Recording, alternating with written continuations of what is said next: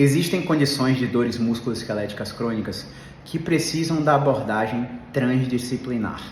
Não é estar com um fisioterapeuta, um médico, um psicólogo. É estar com profissionais que se comunicam entre si. Porque não adianta você estar fechado aqui dentro da minha sala seguindo a minha orientação, ir no psicólogo e o psicólogo não ter experiência com pacientes com dor. É a especialidade que você precisa, vamos dizer, por exemplo, ACT ou TCC, mas aquele psicólogo não trata pacientes com dores crônicas. Não adianta você estar comigo aqui fazendo os exercícios específicos e o profissional do Pilates colocando exercícios em direções contrárias a que a gente pede, ou a gente tá aqui realizando tudo que é possível para desmistificar a crença de que não é a sua postura que está gerando dor e você vai para o profissional do RPG e o RPG insiste em colocar você para corrigir a sua postura. Não adianta a gente estar aqui fazendo um trabalho árduo para relaxar a musculatura do seu tronco, porque isso justifica a perpetuação de quadros de dores, e você ir para o seu personal e o personal continuar fortalecendo o core, entende? São trabalhos antagônicos. Não adianta eu estar aqui mostrando para você por A mais B que todos os testes provocativos fazem você não piorar, e quando você for num médico super especialista, lá do Einstein, lá do Sírio-Libanês, lá do Sara, lá do Cabrobró de Judas, e o cara continuar te dizendo que está inflamado, que você precisa tomar um imunobiológico, que você precisa tomar um Restiva, um adesivo de opioide. São trabalhos antagônicos. Você concorda com isso? Então, assim, na saúde, menos é mais. Não adianta você ficar procurando diagnóstico para sua condição de dor crônica, porque essa condição não tem diagnóstico. Não adianta você ficar fazendo ressonância magnética, tomografia computadorizada, ultrassonografia, eletroneuromiografia, porque as alterações encontradas na maioria esmagadora desses exames de imagem também acontecem em pacientes que não têm dor nenhuma. E aí, eu quero convidar você a pensar por um outro prisma. Muitas vezes, o paciente ele está perpetuando um quadro de dor por uma situação de autocobrança, por uma situação de falta de suporte familiar, por uma situação de ansiedade exagerada, por uma situação de timidez na qual ele não sente confiança nos processos terapêuticos para falar o que de fato ele sente ou o que de fato acontece. Ou ele, por exemplo, é preconceituoso com o que ele mesmo sente e na cabeça dele ele não pode sentir aquilo porque, eu sou... sei lá, minha irmã não sente isso, meu pai não sente isso, por que eu estou sentindo isso? Não, eu não vou falar sobre isso não, senão eu vou demonstrar minha vulnerabilidade para esse profissional. Olha, o único responsável pelos seus resultados é você. Os profissionais estão ao seu redor para tentar te ajudar. E quando eu falo de suporte familiar, eu não falo de você vir para consulta com seu marido, com sua esposa, com seu pai, com sua mãe, com sua irmã, com sua avó, com sua tia e em todos os profissionais da saúde junto, porque você internamente acredita que aquele paciente não é capaz de explicar o que de fato está acontecendo. Você entende que isso é uma situação de transferência e você entende que suporte familiar não é estar ao redor de uma bolha daquele paciente e dizer para esse paciente simplesmente que, olha, a gente está aqui com você para o que der e vier. Suporte familiar não pode transferir a sua ansiedade para a ansiedade do paciente, que é isso que acontece na maioria dos pacientes que a gente acompanha. A própria família fica ansiosa pela recuperação do paciente e a recuperação do paciente acaba ficando limitada porque ele sente que a família está ansiosa, ele sente que está frustrado com o tratamento, ele sente a frustração na família e ele se considera um estorvo automaticamente para a família. Nossa, como eu estou dando trabalho, não vou falar mais que está doendo não. E ele começa a internalizar dor e ele começa a tomar remédio aleatório e ele passa 3, 4, 5 anos tomando remédio. Eu tenho uma coisa para te falar, depois de 3 meses seu remédio não faz mais efeito, a não ser que você tenha uma doença reumática. O que não acontece quando você faz exame de sangue e não detecta doença reumática, entende? Por que eu estou te falando isso agora? Porque muitas vezes a situação de autocobrança que você se encontra, a situação de internalização e timidez para falar com o profissional o que de fato acontece, faz com que você continue com dor.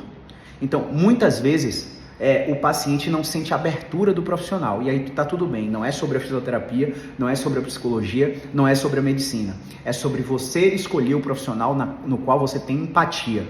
Agora eu quero falar para vocês o seguinte, de nada adianta você ter recurso financeiro ou fazer um esforço financeiro para ser acompanhado pelos melhores profissionais e não adotar as mudanças de comportamento desejadas pelo profissional.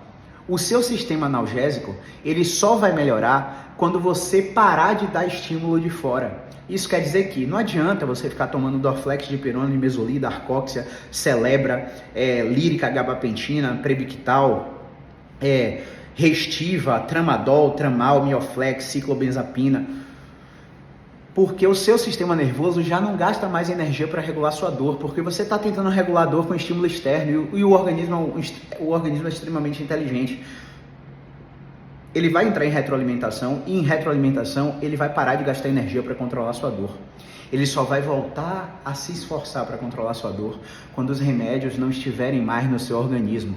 Lembrando, eu não estou falando de uma situação de um trauma, de uma queda, de um acidente, de uma fratura, de uma dor secundária a um câncer. Eu não estou falando de uma dor que tem uma doença associada. Eu não estou falando de uma dor que tem uma explicação detectável no exame de imagem ou uma explicação detectável no exame físico que o fisioterapeuta ou que o médico realizou. A propósito, se você fez o exame de imagem e não fez o exame físico, saia correndo desse profissional. Eu estou falando de dores que são completamente inespecíficas, dores que não têm diagnóstico, dores que não têm causas justificáveis. Você que é paciente precisa internalizar a mensagem de que eu preciso expor para o profissional que me acompanha tudo, absolutamente tudo que me aconteceu desde o ponto no tempo que eu comecei a ter dor, os pontos que eu tive melhora, os pontos que eu não tive melhora. Porque, por exemplo, durante o percurso de dor de 2, 3, 4, 5, 6, 10 anos, o paciente tem eventos de vida desencadeadores de estresse. Por exemplo, uma retrocolite ulcerativa que gerou sangramento fecal. Você vai perceber, eu estou dando só um exemplo, tá? Pode ser uma crise de gastrite, uma crise de dor de estômago, uma crise de dor de cabeça, pode ser um problema cardíaco. Você vai perceber que no momento que você está indo se internar para fazer esses cuidados, no momento que você está indo cuidar dessa outra prioridade, aquela dor de base na qual você se queixa, ela simplesmente desaparece sem você tomar remédio. Sabe por quê? O seu cérebro, cognitivamente, mudou o foco da atenção. O foco da atenção está na prioridade. É por isso que faz tanto sentido os vídeos que eu acabei de divulgar nos stories. O vídeo de uma psicóloga muito famosa, PhD, a Tamar Pincos, te dando sugestões de adição de vida à sua dor. E aí tem um processo que a gente faz para isso, cognitivo-comportamental, através de prescrição de exercício e através de suporte psicológico, com psicólogas muito competentes, especializadas e que lidam com pacientes com dor crônica. Agora, o que é que não pode acontecer? Se você está disposto a tratar a sua dor, que você está julgando ser intratável porque já fez ozônio, acupuntura, eletroterapia, eletroestimulação transcraniana, osteopatia, quiropraxia ventosa, liberação miofascial, recovery, fisioterapia ortopédica, fisioterapia esportiva, e você não está melhorando, se você quer submeter a um tratamento, você tem que estar com a mentalidade de que algo diferente você vai precisar fazer. E muitas vezes esse algo diferente é simplesmente conversar, falar sobre o problema. Esse algo diferente, por exemplo, é ir na consulta sozinho, porque a gente sabe que quando somos observados, mudamos de comportamento, mudamos até o nosso padrão de comunicação. Então existe alguma coisa que você pode não estar falando porque o seu familiar está te acompanhando. Existe alguma coisa que você pode não estar falando com medo do julgamento do seu cônjuge que está acompanhando a consulta. É por isso que na consulta inicial eu afasto o acompanhante e deixo ele fora da sala, para que tudo o que precise ser dito seja dito diante dos nossos olhos. Porque a gente precisa estabelecer essa conexão. O paciente precisa sair daqui com a experiência de consulta e de tratamento na qual ele julgue, meu Deus, nunca eu fui tão bem avaliado em minha vida. Porque isso abre uma janela de flexibilidade mental para o paciente aderir às nossas sugestões. E muitas vezes, nos casos de dores crônicas, de casos complexos, eu preciso da psicóloga trabalhando junto. E não adianta você ir uma vez a cada 15 dias, uma vez no mês, você tem que ir toda semana. Não adianta você ir no médico quando dá, você precisa ir todo mês nas revisões, para a gente ajustar as velas do seu plano de tratamento. E isso requer comprometimento. Então, se você estiver disponível a ouvir o que nós temos para falar, para ajustar o seu comportamento, modificar o seu estilo de vida e seguir regularmente as coisas que a gente pede para fazer nas suas tarefas de casa, a adoção das sugestões de mudança de hábitos que a psicologia faz com você, que o psiquiatra faz com você, que o médico da dor faz com você, que o educador físico faz com você, que nós fisioterapeutas fazemos com você, eu estou 200% comprometido em te gerar esse resultado. Mas se você não estiver disposto, seja humilde, entenda que assim como você, existem outras pessoas que estão comprometidas um pouco mais que você e precisam da nossa ajuda também. Entende? Então assim, respondendo a pergunta que eu mais recebo, Caio, você já faz alguma técnica na consulta para aliviar minha dor? A resposta é não sei, porque o seu caso pode ter contraindicação para as técnicas no momento. O seu caso pode ser um caso que precisa apenas falar sobre o seu problema e te dar sugestões de mudança de comportamento dentro de casa. E não há necessidade nesses casos de se fazer nada. Ou o seu caso pode precisar de uma intervenção durante a consulta. E essa intervenção pode ser cognitiva, comportamental ou funcional. Se for cognitiva e comportamental, você basicamente vai receber informações que vão aliviar sua dor. Se for funcional, você vai receber movimentos para aliviar sua dor. Nosso serviço não é um serviço de emergência médica. Você já parou para pensar por que emergência não funciona? Porque é tudo aleatório. Você vai lá, faz o exame de imagem, vê como é que você está por dentro, a modificação, a imagem do seu exame não está associada à sua dor, era uma coisa que já estava lá dentro há muito tempo, desde antes do seu episódio. Você toma medicações, como eu citei anteriormente no vídeo, você melhora paliativamente e semanas depois, dias depois, às vezes meses depois, seu problema volta, porque você não está agindo nas causas do problema, porque nunca é uma única causa.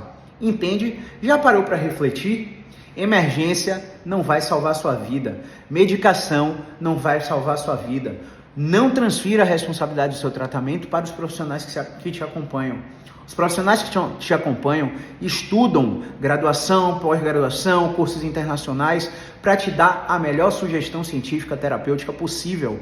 E se você não está sendo capaz de adotar os comportamentos necessários para modificar o seu estilo de vida, como eu estava dizendo, por qualquer intempérie ou circunstância de vida que venha acontecer, infelizmente você vai ficar com os resultados limitados.